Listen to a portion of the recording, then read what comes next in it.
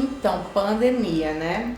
Terminou ali o burburinho em março do ano passado e entramos nesse modo isolamento e coisa do tipo. E, enfim, acho que assim, eu como todos os colegas produtores, artistas, todo mundo ficou bem desesperado, sem meio que saber o que fazer. A gente levou uma puxada de tapete e a gente passou a conversar muito pela internet, e, enfim, né, chamada de vídeo, telefonemas de 1 a 2 horas. E paralelo a esse processo, né, de me comunicar com os meus colegas, eu fui pensando nisso, por que não registrar de alguma maneira? A ideia principal é encontrar com esses colegas que faz muito tempo que a gente não se encontra, não sei nem se eu sei falar com pessoas presencialmente, mas é trocar um pouco de ideia, saber como é que tem sido, né, esse processo de renovação mesmo, assim, de ressignificar o trabalho, o modo operacional do nosso dia a dia. Eu tenho muitos amigos, por exemplo, que estavam em escritórios e voltam para o home office. Nosso trabalho já é desenvolvido, né, muitas vezes em home office, à distância e coisa do tipo. Obrigada, João Marcos, por você me receber aqui. Mas a gente sabe que, por exemplo, quem faz evento, o presencial é um momento que não tem como fugir dele. E é meio que conversar com esse pessoal, saber como é que ele tá, como é que essa galera tá fazendo para sobreviver, para viver, para reescrever os projetos, readaptar as iniciativas e como é que esse pessoal tem pensado no futuro. Eu, como sou muito ansiosa, penso muito no futuro, também gostaria de saber o que é que meus amigos estão pensando aí sobre isso e sobre produção cultural, sobre o nosso trabalho, sobre o que é que a gente faz. E é isso, eu convido vocês para vir dar uma olhada nesses papos. Ai, meu Deus, tô nervosa. Também. Que é João Marcos, né, gente? Também tô, é Natália, né, gente? Não é qualquer produtor aqui não, que recebe É a gente Natália, aqui, né? não. João Marcos, eu tava morrendo de saudade de você. Também. Você com o Mada, né, sempre já flertou, vocês têm uma presença muito forte na internet.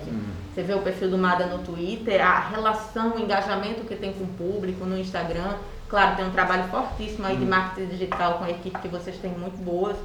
Mas assim, como é que você está pensando em termos de manter, como é que a gente consegue trazer um pouco daquela energia? É impossível? É possível? Como é que vocês vêm reinventando esse formato do festival? Né, e foi uma das discussões que eu tive quando eu participei de várias reuniões. Eventos como o Mada, por mais que a gente tenha uma presença muito forte nas redes sociais, a gente tem uma relação praticamente de amigo, Exato. de brigar, de xingar, de soltar piada. O presencial é fundamental, porque eu diria que uma palavra até um pouco antiquada, mas é a coroação dessa ligação que a gente tem no meio virtual, no mundo virtual. É no presencial que ele se torna mais forte em relação ao nada. É lá onde você encontra os amigos, é lá onde você combina de pogar no show, é lá onde você se encontra para dar um beijo, para dar um abraço, para juntar 4, 5, 6, 7, todo mundo se deitar na grama. Então, isso é insubstituível. Isso foi que eu deixei bem claro quando eu participei da primeira reunião há 1 ano atrás. Eu digo que sem vacina, sem a gente ter esse contato, o universo dos festivais não é o mesmo. Abram os caminhos, abram os caminhos,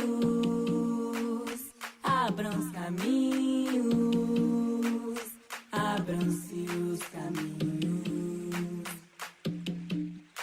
Mas aí eu te pergunto, você acha que daqui pra frente os eventos vão ser híbridos, né? Não me parece que a gente volte atrás mais. Talvez a gente, claro, volte à possibilidade do offline, do presencial, mas nunca mais saia desse digital. Não, é exatamente. Como a gente entrou agora, assim, de cabeça mesmo. Eu acho que é como você colocou, a gente já estava nesse mundo há um bom tempo. A gente só não estava tão ligado nele 24 horas como a gente está por necessidade também, né? Mas eu acho que o futuro é totalmente híbrido. Até porque, no caso do Mada, vamos falar do festival. Eu tenho outros eventos que também a gente vai falar mais à frente. Sim. Mas do Mada, não tem mais como a gente não ter um presencial e a gente não ter uma transmissão.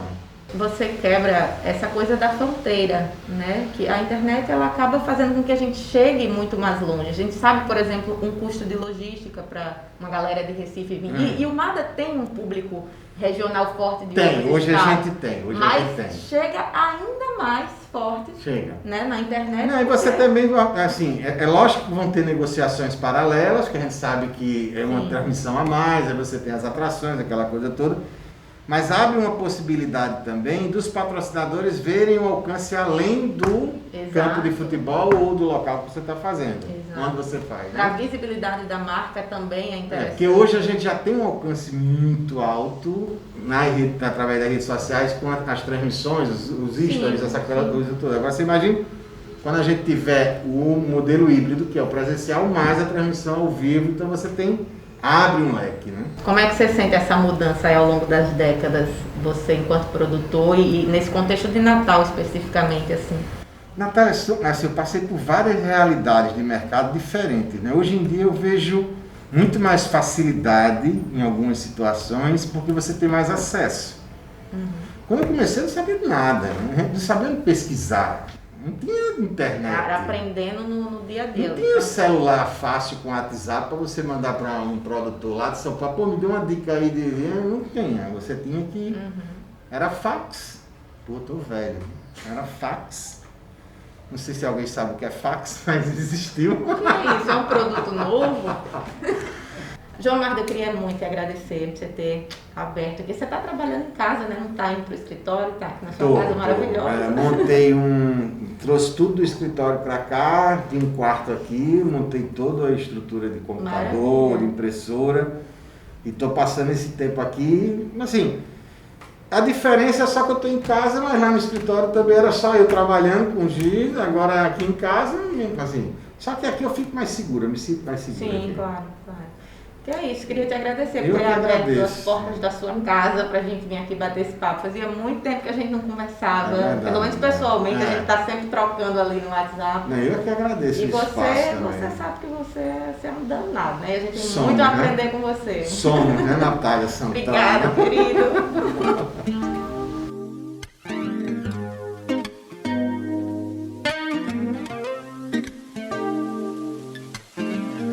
Eu tô testando o interfone. Pode subir? Tá.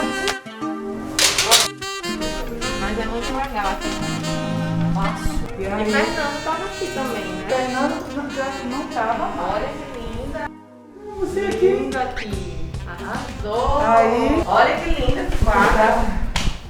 Né, linda essa Madonna. Porque que eu gosto de muita coisa. É muito, é muito, Na é sua muito. casa você já tinha muita Eu coisa. sim, já muito também. quadro, né? muita escultura. Muita coisa.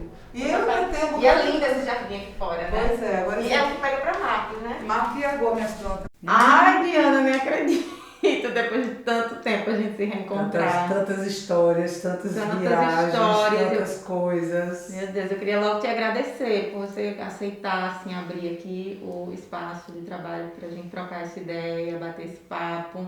Queria já dizer que eu aprendi muito com você, que você é Eita, maravilhosa. doce. E que eu acho que não poderia, assim, começar, né, esse projeto novo sem a sua participação, porque eu sei que você tem muita coisa para contribuir.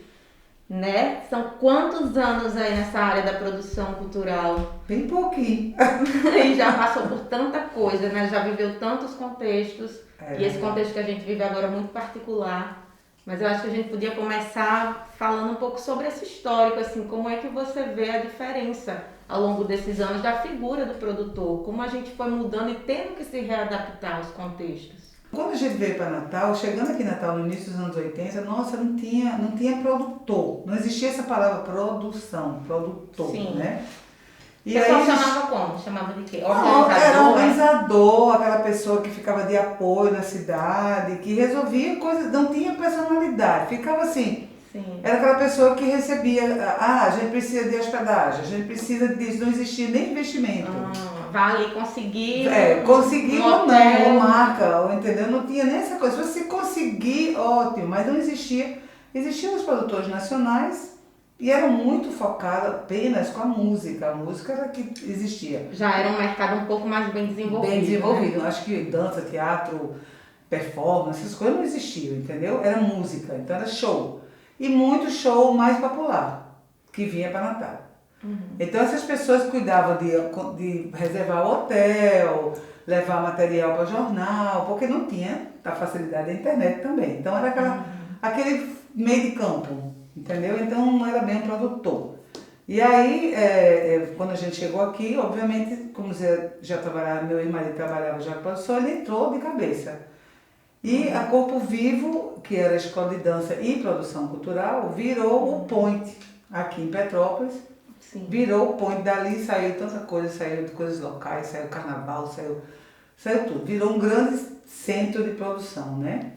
Onde tinha a escola de dança e a produção. E assim a gente fez muita produção, mas começou a fazer também teatro, aí começaram a surgir as oportunidades de fazer. Eu trouxe o ciclo de dança, trouxe na época Fundacem, que hoje é Funarte, também veio, então a gente trazia teatro, a gente trazia dança, a gente trazia boneco, e foi abrindo, porque da minha área tinha muita gente, conhecia muita gente, e a gente foi abrindo esse leque. Mas ainda acho que era o produtor desse organizador, deu um salto para o produtor, que já eram pessoas ligadas à cultura. O de antes não era tanto ligado culturalmente, eram pessoas que faziam... Por alguma oportunidade que surgiu, conhecer lugar. Alguém, pronto. Era uma coisa bem... E gostava, provavelmente. Gostava. Eu gosto de música, e se envolvia ali no meio. Pronto, exatamente. A diferença da figura do produtor, a principal diferença assim, que você consegue identificar dessa década 80, 90 para esses anos 2000, o que seria assim? Qual seria uma característica que você vê que mudou muito na figura do produtor? Né? Se a gente fizer uma síntese, era o cara que era apenas uma pessoa que gostava, que tinha um certo acesso à imprensa, né? Passou a ter um produtor que era engajado culturalmente, né? Tinha um veio artístico. E nesse crescimento, até os anos 2000 e pouco, né, assim, antes de chegar, eu acho que ele foi tomando organização, ele foi sendo, se tornando realmente empresa. Sim, foi se profissionalizando. Profissionalizando, tendo equipe. Então você tem uma equipe, você passa, não é só você sozinho que corre atrás disso, vai gravar na rádio. Tudo foi mudando com a internet, tudo foi mudando com as ferramentas que a gente foi aprendendo. Chegando agora, até um pouco antes da pandemia, aí eu já vou falar do produtor, que eu acho que entrou numa terceira fase, que é esse produtor autoral. Eu chamo de produtor autoral. Sim, que a gente estava conversando, você estava falando, eu achei super interessante, porque são coisas que a gente pensa, mas a gente talvez não chegou a nomear, a falar com essa especificidade que você está trazendo, né? Um produtor autoral. Né? Eu venho acompanhando desde o organizador. Você faz essa análise, né? Aí para mim é muito claro, eu fico muito feliz com isso, porque o produtor autoral, ele personaliza seus eventos, ele é uma coisa muito verdadeira. É como na arte a gente chama da verdade cênica, no palco, no teatro, da verdade cênica. Então, para mim, o produtor autoral é muito massa, porque ele vai fazendo aquilo que ele realmente acredita.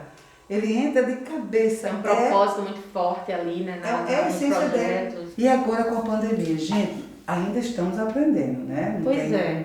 nada. Como é que você vem se reinventando? Você enquanto artista e enquanto produtora nesse contexto? Porque a sensação que eu tenho é tipo assim, a gente dormiu, acordou e disse, gente, o que está acontecendo? E a gente teve que se reinventar em tudo, inclusive no nosso trabalho. Que eu acho que a gente que trabalha como produtora, com isso, acaba que isso pauta muito o nosso cotidiano, né? O nosso trabalho faz parte da vida de uma maneira muito próxima, assim. É muito difícil de separar. Então, para mim, e até hoje eu busco essas respostas, e acho que esse projeto diz muito disso também, de eu tentar compartilhar com outros produtores como eles estão buscando esses caminhos. A questão da pandemia, eu acho que a gente está ainda na fase intuitiva. Não pode dizer que a gente sabe exatamente o que fazer, não. Eu confesso que, para mim, o 2020 foi um aprendizado enorme. Eu acho que a gente precisa dialogar mais audiovisual com as artes em geral, porque o audiovisual é, hoje, a peça-chave. Mas a gente também precisa inovar dentro disso. Sim. Dessa forma, dessa maneira, entendeu? De uma maneira que a gente entre dentro do espetáculo, que faça com que a gente entre, que quebre essa quarta parede. Vocês querem que eu conte uma história? Eu vou contar a história de um grande rei. Que tipo de rei? Ele mora num castelo? Ele é alto? Ele tem barba? É um rei rico? Tem poderes mágicos? Calma que eu vou explicar. Você acha que está surgindo aí uma nova linguagem? Eu acho. É um híbrido, não sei que nome se daria para isso, É, mas é uma outra eu coisa. chamo Não de- é mais teatro e também não é só cinema ou Não, audiovisual. eu acho que vai ser uma conjunção, entendeu? Vai ser uma junção disso que vai ser muito bom. Pois vamos encerrar, né, Diana? Porque se deixar a gente fica conversando aqui até Horas. semana que vem, gente. Que é Pois é. muito assunto, é muito tempo sem se ver. Então, que bom que você tá com esses projetos fantásticos, maravilhosos. E tá aí, tamo junto. Tamo demais. Tchau, tchau. Tchau!